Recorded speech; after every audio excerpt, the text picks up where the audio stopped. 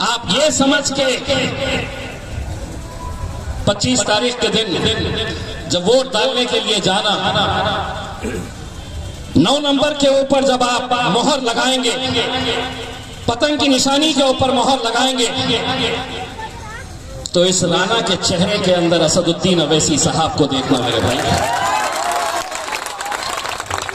ये देखना कि मैं अगर यहां पर राना को मजबूत करूंगा तो पार्लियामेंट के अंदर मेरे कायद बैरिस्टर असदुद्दीन अवैसी साहब को ताकत मिलेगी। मैं जब पार्लियामेंट में नहीं गया, अकेले असद साहब को देखता था, मेरे मन में एक सवाल आता था कि एक अकेला एमपी 542 सामने बैठे हुए एमपी अलग अलग पार्टियों के, जो तुम्हें सिर्फ नफरत की नजर से देखते हैं कि ये चुनकर कैसा आया है, क्योंकि इसकी कौम को तो हमने सिर्फ एक रबर स्टैंप बनाकर रखा है कि हम 5 साल के बाद आएंगे, तुमसे कहेंगे वोट देना, तुम वोट देते रहना, हम हुकूमत करेंगे, हम सत्ता में जाएंगे, हम एमपी बनेंगे। ये कैसे चुनकर आ गया? जब असद साहब को मैं बाहर से देखता था तो मुझे ये एहसास होता था कि इस शख्स को इतनी हिम्मत कहां से मिलती है। जब मैं अंदर गया, उनके बाजू बैठा जाकर, तब मुझे ये एहसास हुआ मेरे कायद बैरिस्टर असदुद्दीन अवैसी साहब को अगर कहीं से ताकत मिलती है तो यहां से ताकत मिलती है मेरे भाइयों। आप लोगों से ताकत मिलती है यहां पर। अगर आप ताकतवर रहेंगे, आप मजबूत रहेंगे, हमारा सर शर्म से झुकने मत दो मेरे भाई, हमारा सर शर्म से झुकने मत दो। हिंदुस्तान के अंदर 2019 में महज 3 सीटें हमने लड़े थे पूरे हिंदुस्तान में, 3 सीटें। फिर इल्जाम लगाया जाता है कि नहीं, ये भारतीय जनता पार्टी को जिताने के लिए, इनकी मदद करने के लिए खड़े। 3 सीटें 543 में से। हैदराबाद जीते, औरंगाबाद जीते, किशनगंज बिहार 3 लाख वोट लेकर, 3 लाख से ज्यादा वोट लेकर अख्तर भाई दूसरे नंबर के ऊपर रहे। आज हम पूरे मुल्क के अंदर चंद सीटें लड़ रहे हैं, बाकी सीटों के ऊपर आपको जो फैसला करना है कर लीजिए। आपके बीच में जब आपको दलाली करने के लिए, जब आपके पास पैसा लेकर आएंगे, आपको नुक्कड़ पे चौराहों पर यह समझाने की कोशिश करेंगे कि इन्हें वोट देंगे तो किसी और का फायदा होगा, सबकी सुनना और उठते वक्त उनको बोलना कि इतने साल तक मैं तेरी सुनते आया था, अब मैंने तय किया है कि तू कितना भी बोल ले, मैं सिर्फ पतंग को वोट दूंगा, मजलिस को वोट दूंगा, असदुद्दीन अवैसी को मजबूत करूंगा। भाइयों, सामना नहीं करेंगे वरना मुल्क के हालात तो मैं आपको लिख कर देता हूं। यकीन के साथ आपको मैं बताना चाहता हूं, 2024 के अंदर अगर इनकी हुकूमत आई भाजपा की, तो कैसे कैसे कानून लेकर आने वाले हैं, कैसे समाजों के बीच में, जाति धर्म और मजहब के बीच में बड़ी बड़ी दीवारें खड़े करने की जो कोशिश होने वाली है। उस वक्त ना कोई राजद का एमपी खड़े रहने वाला है, ना कोई जेडीयू का, ना कोई कांग्रेस का, ना एनसीपी का। अगर वहां पर नरेंद्र मोदी की आंखों में आंखें डालकर कोई खड़े रहने वाला है तो वह मेरा कायद बैरिस्टर असदुद्दीन अवैसी है। और उन्हें यही बात सताती है, यही तकलीफ उन्हें होती है कि ये कितना अकेला होने के बावजूद भी कैसा लड़ रहा है, सच्चाई के लिए लड़ रहा है। मेरे भाई, आज ये इलेक्शन सिर्फ एक इलेक्शन नहीं है कि तुम जाएंगे और किसी को वोट देकर आ जाएंगे। आज पूरा राजपूत समाज हमारी तरफ नजरें लगाए हुए हैं।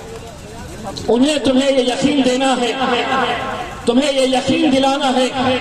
और खास तौर से मैं मुसलमानों को ये कहना चाह रहा हूँ, मुसलमान नौजवानों से, बुजुर्गों से ये कहना चाह रहा हूँ, तुम्हें अपने राजपूत भाइयों को एक पैगाम देना है कि एक मर्तबा मुसलमान ने अपनी जबान दे दी तो अपनी जान चले जाए, लेकिन वो अपनी जबान से पीछे हटेगा नहीं। देंगे जबान, असद साहब को कामयाब करेंगे। असद साहब को मजबूत करेंगे। ये समझ लीजिएगा कि आज के बाद जितने भी नौजवान यहाँ पर बैठे हुए हैं 2 दिन के लिए अपने अम्मी से, अपने दोस्तों से, अपने भाइयों से सबसे कह दीजिएगा कि 2 दिन के लिए मैंने अपना नाम बदल चुका होगा। कोई असगर होगा, कोई रफीक होगा, कोई शफीक होगा, कोई हमीद होगा।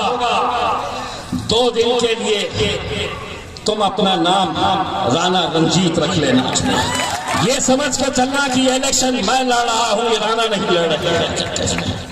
दोस्तों, अगर बिहार मजबूत हुआ तो आपको इतना हम यकीन दिलाते हैं, ये सीट आप निकालिए। और भी हमारे कुछ अच्छे उम्मीदवार यहाँ पर बिहार में खड़े किए गए हैं जो बहुत ही मजबूती के साथ इलेक्शन लड़ रहे हैं।